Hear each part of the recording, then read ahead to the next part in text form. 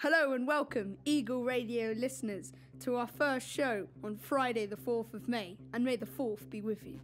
A big thank you to Wilfred Barker for the theme music, which will open every show from now on, very spacey and relevant to the first show being on the 4th of May, Star Wars Day. Will, what's coming up on the show? Well, we are going to be having Charlie with the Sport, who's also got an interview with Joshua Cook, who is a Luton Town supporter, talking about their promotion. We have Arav in his segment called Arav You Heard. Nat and Callum will be meeting our headmaster, Mr. Silk. And Charlie with the literature.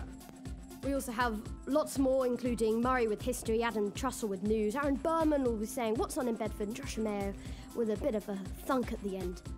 So, let's get to know our presenters. I'm Will Roberts. And I'm Cole Balachandran. We're going to have a quick 30-second quick-fire question-answer session, just a bit of fun. Cole, would you start with the questions? Pizza or pasta? Oh, definitely pizza. Orange juice or apple juice? Orange juice. Bedford Prep School or Bedford Modern? Oh, Bedford Prep School. Rugby or football? Rugby. And finally, keyboard or mouse? I think I'd have to go mouse. Right, here are mine for you, Cole. Let's go tennis ball, fuzzy or not fuzzy? Not fuzzy. Is red or blue? Blue. Dragons or monsters? Dragons. And lightsabers or guns? Lightsabers.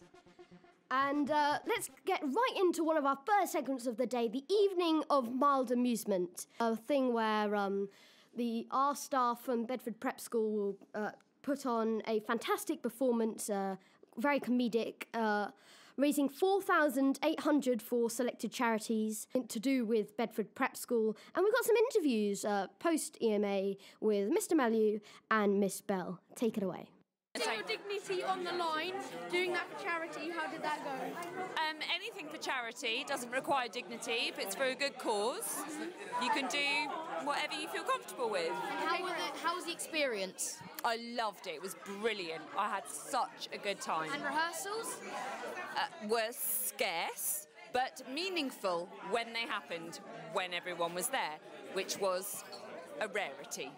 Your first EMA performance for Bedford Prep School, what things do you take out of this, looking at the teachers' performances? Any surprises, any breakthrough actors that you thought wouldn't be the best on stage? Breakthrough actors, I'd say Mr. Beckwith. He's got to get a nod. I've never seen anyone be so ape-like and yet human at the same time. I would give a special nod to Mr. Egan. This is not his area of expertise, but he shone brightly like a shining star. All in all, it was a brilliant experience and I would happily do it again. Well done, Mr. Malu. A brilliant performance over the 2 nights. Some breakthrough actors, you would think, shining on the stage instead of a classroom. Who would you say was the standout star on the EMH stage? To be honest, there were absolutely nobody who stood out for me. They were all pitiful, sad, pathetic, and to be honest, I'm quite surprised that anybody paid any money to see that fairly sorry performance. And how was the experience and rehearsals? How did they go? Sorry, what rehearsals? Well, how was the experience of doing it? And the experience of the show, yeah, that was wonderful. But rehearsals, no, we didn't bother with those, as you could probably see by the sad, pitiful state of the sorry performance. Some interesting answers from Mr. Malu. Now let's get on to our first segment, as Charlie Blythman will be rounding down all the sports buzz going on in Bedford over these last couple of weeks.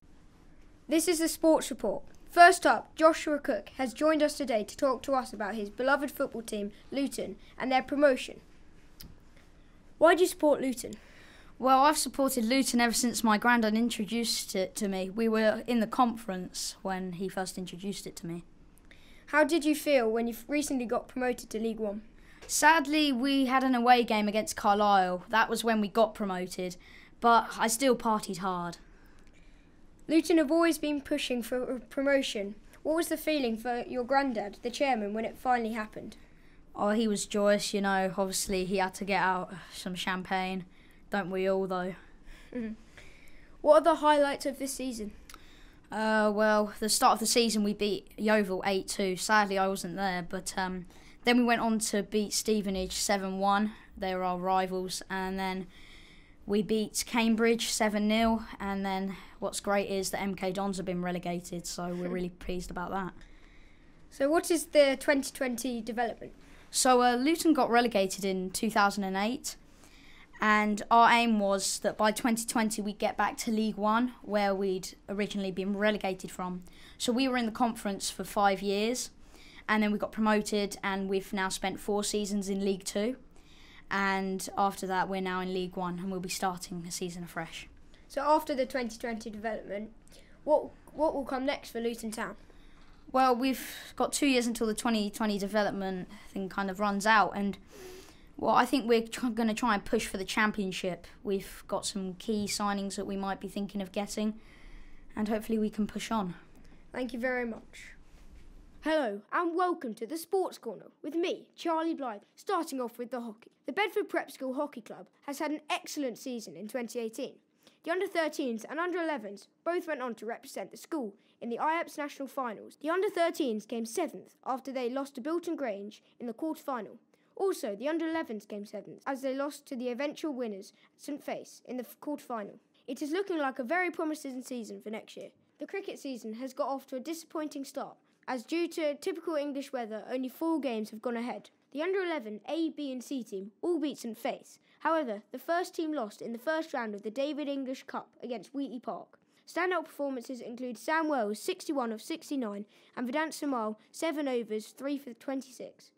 Hopefully the rain can clear off and we can get some more play this season.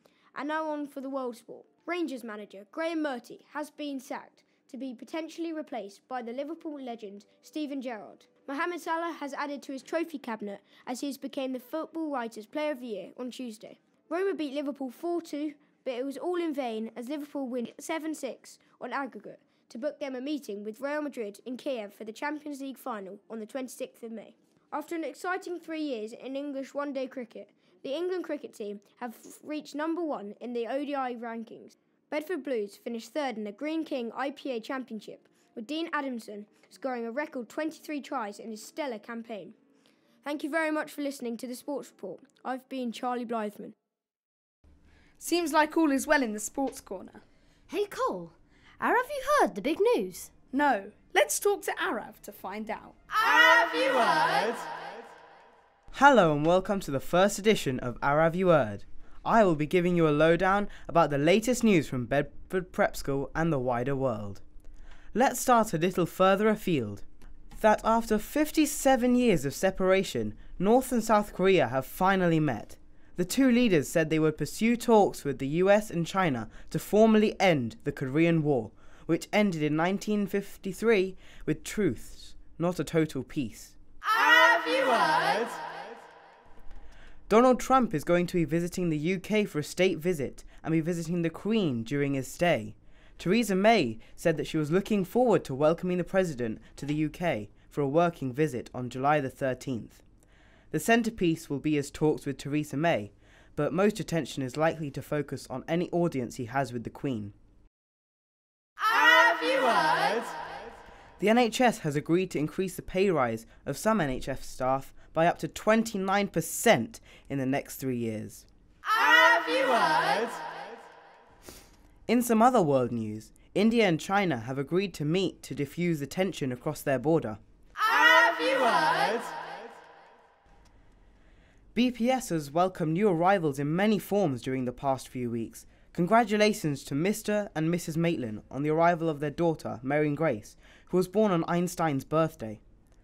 To Mr. Egan and Mrs. Egan for the latest addition to the Egan clan, a boy called Digby, and most recently to Mr. McGregor, who have been blessed with a baby girl called Isla.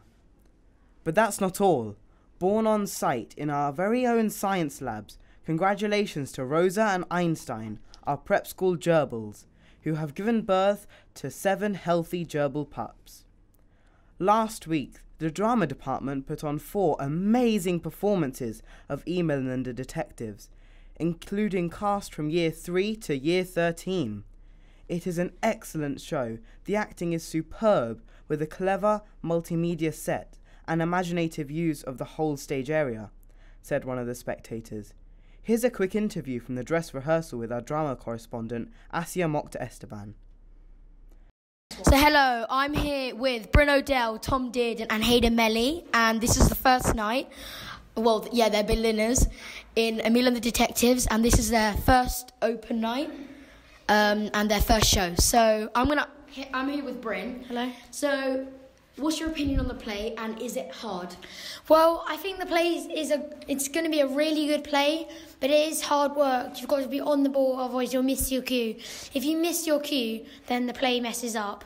Like, I've missed my cue in rehearsals and it's just messed up the play, so you've got to be on point. Tom Dearden, is there anyone you'd like to thank? Any staff? Yes, so I'd like to thank everybody involved in the play. So Miss Bell, especially Mr. Hooley's put a great deal of effort into this. Yeah, all of the directors and all the students. So they've all put in a lot of hard work as well. Obviously, I want to thank the cast. They've all been amazing, and of course Mr. Hooley for making such an amazing play, and obviously all the people helping backstage. In comparison, Hayden, as you've been in Beowulf and also Emil and the Detectives, which one's going to have a better outcome? Which one, in your opinion, is going to be more popular? Beowulf would be very hard to beat, as it was a very well put together play by Mr. Hooley. But I think if we come out strong first night and keep improving first, second and third, it will come out really well, and I think the end product will be excellent if we carry on working hard. And Tom Dearden, have your friendships expanded as Bedford girls are in this play and also the upper school? Yes, so I've got to know a number of boys, so I've got to interact with some of the Year 7 boys and some of the upper school boys. And it's good to see a range of girls in it, 'cause normally we do plays just with boys and stuff. That is all that we have time for today on Arav Kirtane. Until next time, it's goodbye from me at the Bedford Prep School. Next we have Callum Ward and Nathanael Lord, the Warlords, with a very special guest. Thank you, and welcome to the Warlord Meets. Today we are here with a special guest. Say hello, Mr. Silk. Hello, Mr. Silk. Now, we have some special questions for you, Mr. Silk, and hopefully you like answering them. No skipping. Let's begin. Legend has it that you once had an afro. Can you confirm or deny this statement? I can't deny it. I have to confirm it. I know that seems ridiculous with the present state of things, but yes, I did. If you could have any other job than a teacher or a headmaster, then what would it be? Probably my first love would be diving. I absolutely love diving, so I'd be a diving instructor. In fact, my dream is, if I wasn't a headmaster, which is obviously my dream job, to own my own chain of diving schools. How about stories about you and teaching? Yes, okay. I could probably tell you one of my most embarrassing stories. So I was in assembly, and it was luckily there was only me and one other teacher there, and I'd asked someone to come up and do some reading because they'd won the 500-word story competition. So they came up to do their reading, and I went to sit down. So opposite me there were 5 chairs, and I assumed that behind me there were 5 chairs. So I went to sit down on the 4th chair behind me, and unfortunately there was no chair there. So in front of probably half the school, because I think it was like a sort of Year 5 to 6 assembly in my last school, in front of half the school I fell flat on my back. For some reason, though, no one laughed, and I did say to the girl who was reading, I said, "I can't believe it, no one laughed." And they said, "I think they're a bit worried about laughing, about offending you, sir, but we all really wanted to laugh." Most embarrassing. If you could have any superpower, what would it be, and what would your hero name be? Okay, I could definitely answer the first bit, because I've thought about this a lot. My superpower would be flying. because I'd love to do that. I think Superman movies, probably my best movies, one of my favourite movies. I don't know about a name. I'd have to think about that. How fast would you fly? Very. Have you seen Superman, the first Superman with Crystal Reeve? When he goes back in time. Yeah, when he turns the world by going so fast that to save Lois Lane. That's how fast I fly. Yeah. Very fast then. If you had a film made after you, who would play Mr. Silk? Any ideas? I know Tom Selleck. Do you know who Tom Selleck is? Tom Selleck or Burt Reynolds. There you go. Okay. Or Morgan Freeman. Oh, yeah, that would be classic. Is it true you had a motorbike? I didn't have a motorbike, but I had a Vespa. Do you know what a Vespa is? Oh yeah. So a moped basically. It was a 125cc, sort of motorbike, which I absolutely loved. But I decided to get rid of it when one really sort of wintry morning I was motoring into school and skidded on a roundabout, and I thought, okay, that's time to get rid of that. Then. If you were a crayon, what colour would you be? Okay, if I was a crayon, what colour I'd be? I'd either be red or blue. Red because I'm an Arsenal fan, so that's one of my favourite colours. And blue is my other favourite colour. There you go. What is your favourite song, and can you sing it? One that I really like at the moment is by Neil Diamond. It's called Forever in Blue Jeans. The reason I like it at the moment is because it's on my alarm in the morning. Can I sing it? Sure. I could, but I'm not sure I want it to go out on the radio. Can you do any impressions? And also, can you attempt a Chewbacca scream? That was the impression I was going to do. Pressure's on. Okay, so Chewbacca is one of my favourite characters of all time. Are you ready for this? Is the world ready for my Chewbacca impression? Okay, here we go.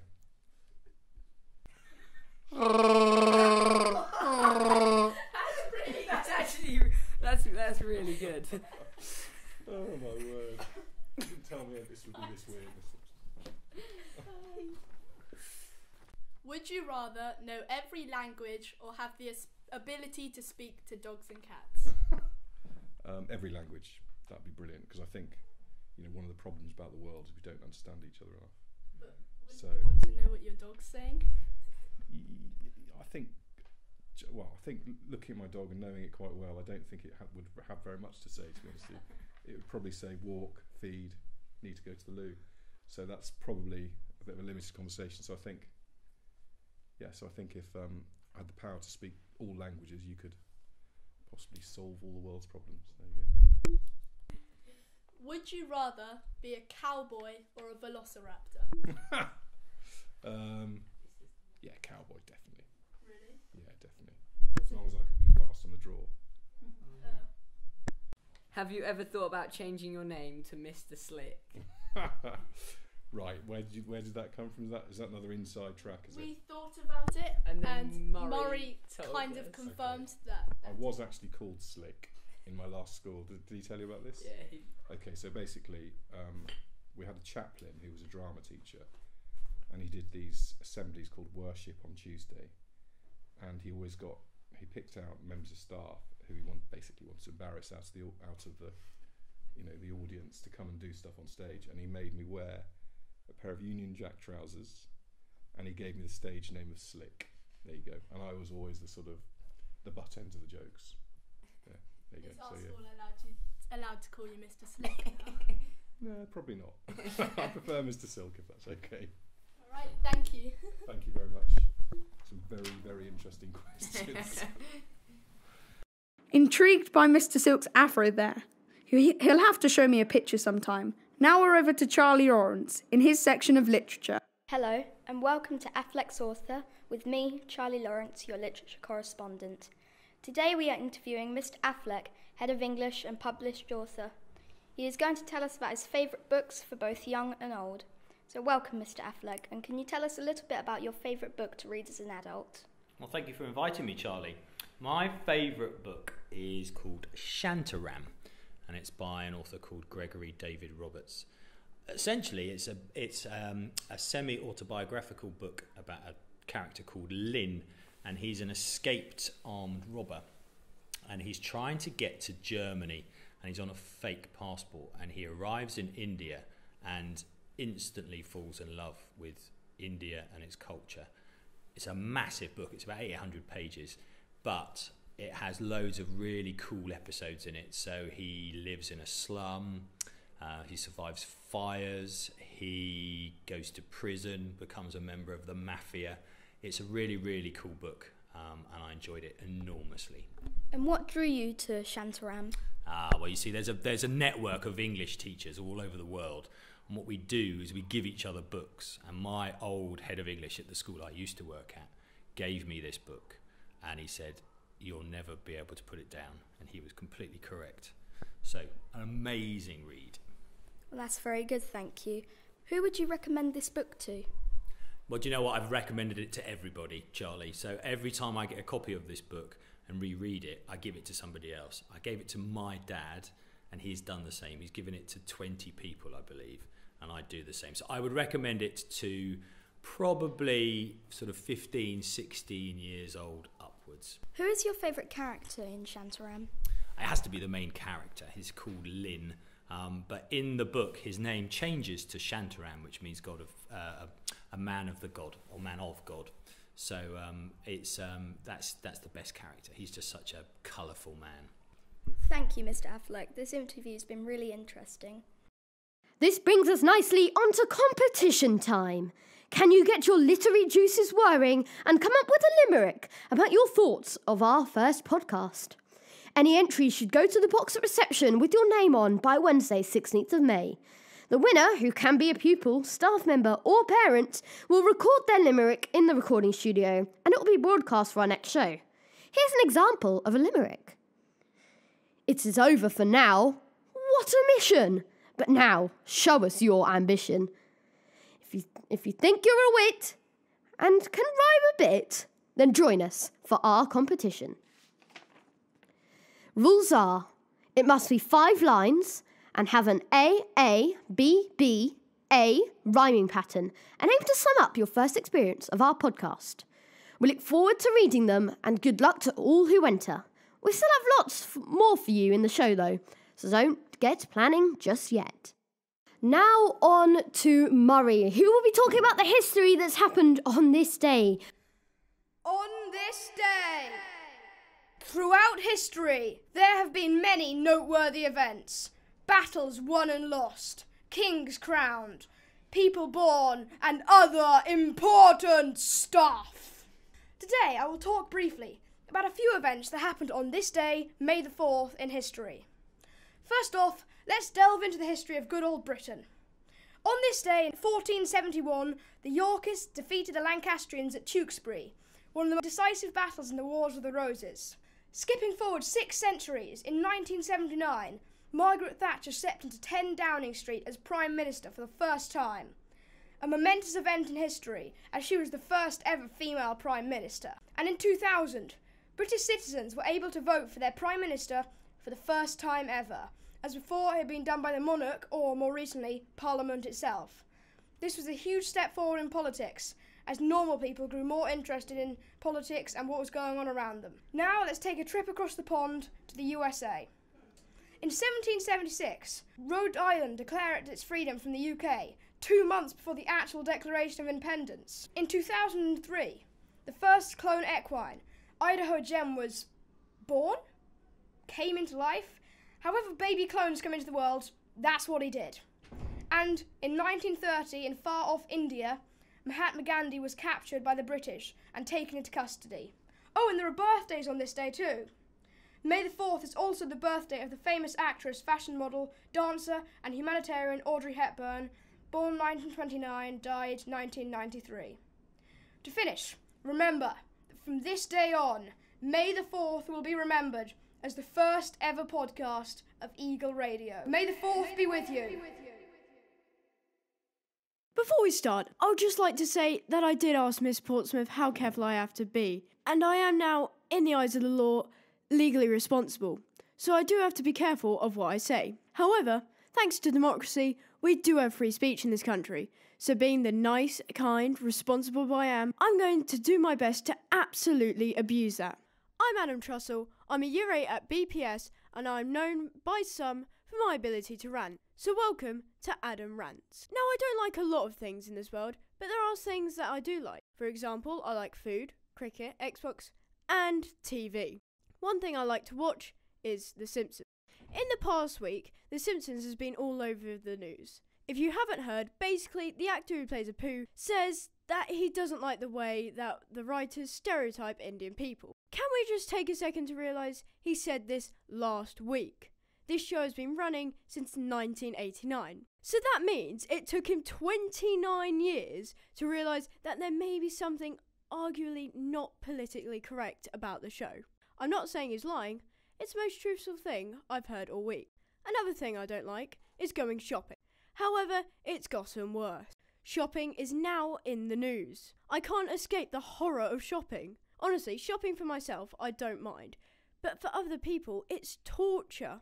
Anyway, back to the topic in hand. Sainsbury's bought Asda. So basically, they're making Asda a bit more expensive. They are taking two complete opposites and joining them together. They say opposites attract, but this is a bit extreme. Sainsbury's has the best cookies of all the shops, and Asda has the neatest layout. They have a goal of beating Tesco's, but it's a bit hard because together their market share is 30%. That's still less than Tesco. However, what really annoys me is not the actual shops, but a reporter on the BBC. She was doing a good job until she said the shops would not be joining together and they made up a name. This is the most unimaginative thing I've ever heard. Are you ready?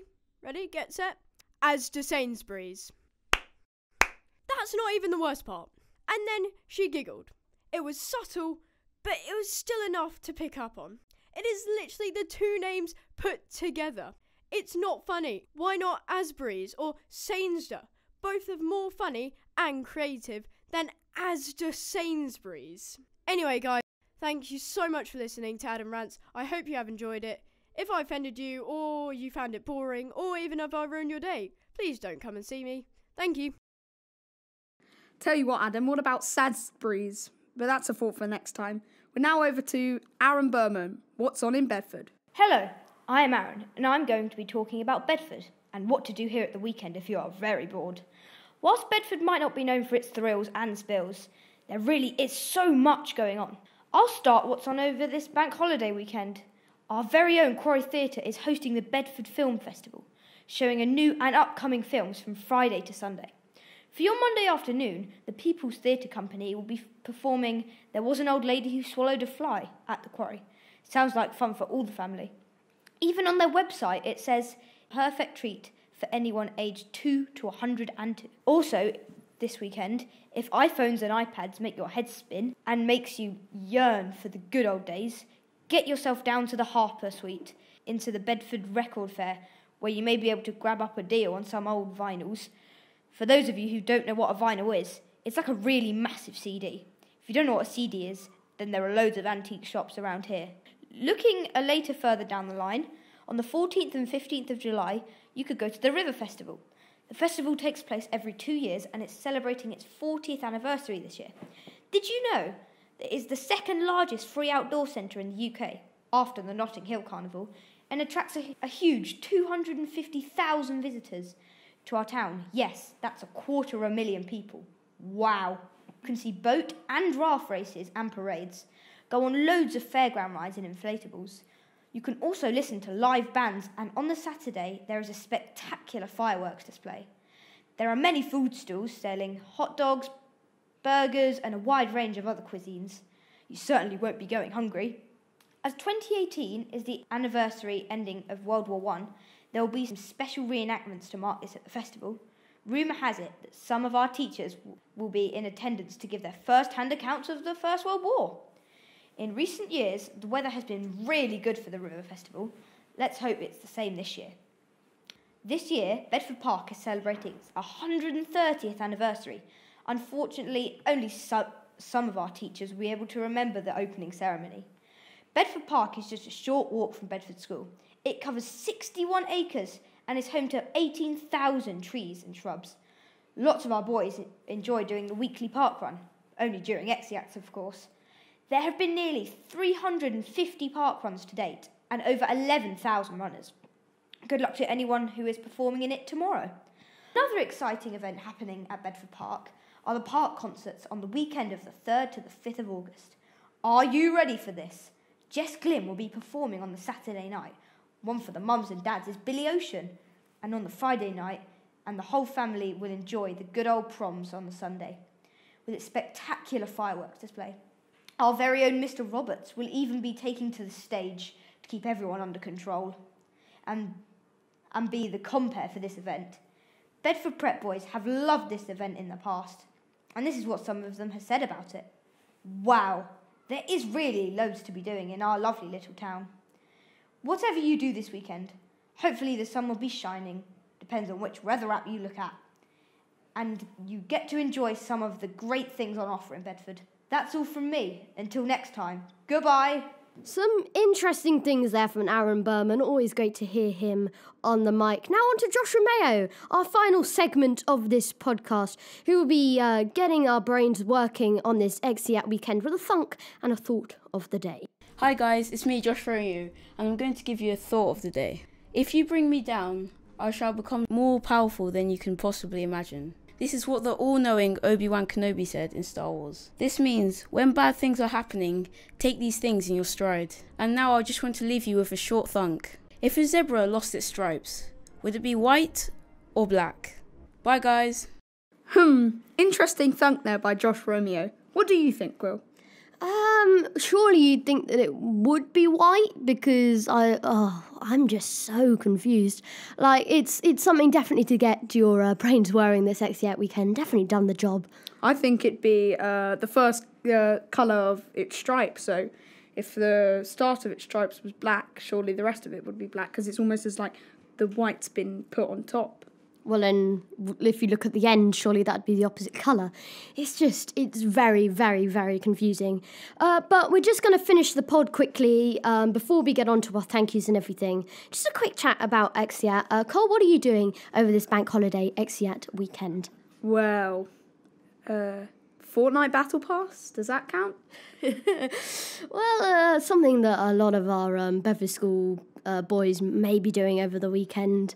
Myself, on Sunday, Paul Tupai's testimonial match at Goldington Road, bit of Bedford Blues stuff there, that's going to be great. And then just relaxing. What a great way to spend your sunny... It seems to be very sunny. Sunday's supposed to be good. Sunday's supposed to be brilliant. It's going to be nice weather, so get outside, off your PS4s and Xboxes and the like. We must also take some time to thank the people who gave up their time to help us put this all together. Firstly, our special guests, Mr. Silk, Mr. Affleck, our interviewees out in the field, Mr. Malayu, Mrs. Bell, Ben Cutts from Year 5, Bryn O'Dell, Hayden Melly and Tom Dearden of Year 8, and most importantly, Mr. Clark and Mr. Rook from Bedford School's Audio-Visual Music Department. They've guided us in the studio and throughout the process, allowing us to bring together our first Eagle podcast. And now we would like to wish some birthdays to some people. The following boys' birthdays will take place between now and the next show. From Year 3, Lewis P. From Year 4, Marwan, Alex T and Josh L. From Year 5, happy birthday to Gibran and Ariane, who are now a decade old. From Year 6 and turning 11, Arthur P, Sam M, Toby A, Jamie L, Rufus and Felix T, Zach and Zach H. From Year 7, lots of Maydays here, Freddie C, Harry P, Sam G, Ben A, Tom J, Zachy and James S. And finally, from Year 8, Tom G, Riaz, Oliver C, our very own Josh Romeo, Charlie Blythman, Johnny B, James H, and happy birthday to all of them over these next couple of weeks.